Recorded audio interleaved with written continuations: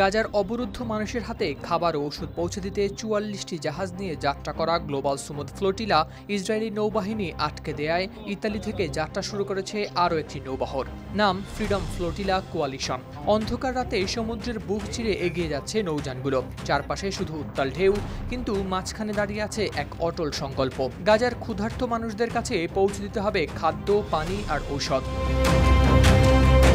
ইসরায়েলের দীর্ঘদিনের নৌ অবরোধ ভাঙতে আবারও যাত্রা শুরু করেছে মানবাধিকার কর্মীদের নতুন এই বহর। বুধবার ইতালি থেকে রওনা দিয়েছে তাদের একটি জাহাজ, নাম কনসায়েন্স। প্রায় ১০০ কর্মী রয়েছেন এই জাহাজে, যাদের মধ্যে আছেন স্বাস্থ্যকর্মী, সাংবাদিক আর স্বেচ্ছাসেবীরা। তাদের লক্ষ্য একটাই, জীবন বাঁচানো। ২ অক্টোবর বৃহস্পতিবার এ তথ্য জানিয়েছে কাতার ভিত্তিক সংবাদ মাধ্যম আল জাজিরা।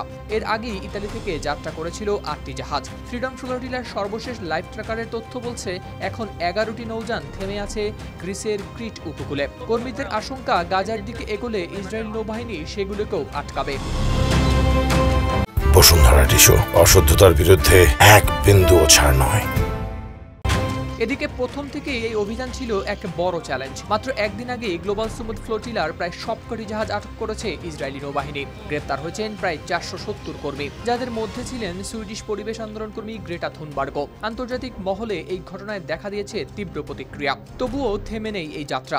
এই ভয় আর প্রতিরোধের মাঝেই ইতালি সিসিল থেকে আবারও নতুন করে রওনা দিয়েছে এই ফ্লোটিলা। আল জাজিরার সাংবাদিক হাসান মাসুদ, যিনি বর্তমানে ফ্লোটিলার এক জাহাজে আছেন, তিনি জানান, যদি একটি নৌযানও গাজায় পৌঁছায় তবে সেটাই হবে অবরোধ ভাঙার আংশিক সাফল্য।